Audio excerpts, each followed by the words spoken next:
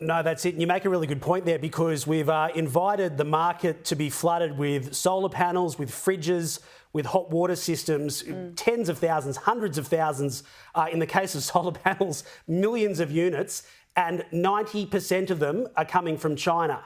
And there's two Australian solar panel manufacturers, they're both based in Adelaide, who are doing their best, but, you know, they're being overrun by 15 to 20 Chinese-made goods. So it's a very tough market. And I would have thought a lot more people would get on this journey, Alex, if we said, look, we're going in this direction, we're going to reduce emissions, and by the way, it is Australian-made first. I want to ask you, though, how do you convince more young people who have learnt through school and through universities and maybe through the internet that Australia is causing bushfires and all that sort of thing? I mean, how do you educate and try and convince those young voters who have been deciding elections now that we don't need to be going so aggressively in this way?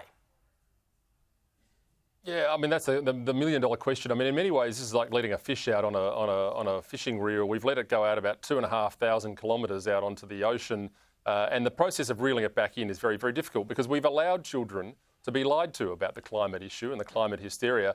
And that starts way before any of us could imagine. I mean, that goes back 20, 30 years. Certainly at school, those kids have been coming through. And I think this is my great criticism of the right of politics of all shapes and models, is you can't expect kids to not be listening to the sweet siren song of the left. I mean, you look at what happened in New York last week with the election of the new mayor there, who's running around saying, I'm going to hand out free stuff. The same applies here. We just simply haven't sold a vision to young people, a vision of hope and prosperity.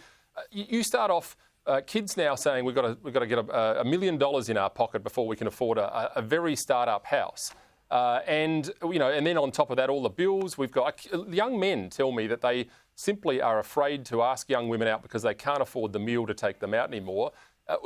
The right has to take responsibility for this, because we expect Labor and the Greens to labour in the Greens, but we don't expect the right to acquiesce in some form of polyester version of the left. And that is where the blame lies over the last 20 years, frankly. No, look, I think that's a really fair point. We mentioned this earlier. You're part of course, the South Australian Liberal Party, where more than 200 members have quit this week in protest over what they say is Susan Lee's weak leadership and a failure to abandon net zero. Do you back her as leader? Well, look, I mean, I say from the outset, and I've said it before, I voted for Angus, but she is the current leader of the Liberal Party, and the party room backs her. And I would say the people that have said there are no rumblings and no movement on her are right. There are none. But I will say we do have some challenges ahead of us. I mean, we are, at the moment, polling at 24%. We've got to be absolutely realistic about this. We're polling at 24%. And we're losing ground to One Nation and the minor Conservative parties at the rate of knots. In SA, they're said to be polling at about 15%, but it's 14% nationally, according to the last news poll. So we have some problems. We have some very, very severe problems, which I say can be fixed by leadership, by simply adopting the Liberal Party's core values, which are freedom of enterprise, all the things we always talk about, freedom of speech, and tackling those issues.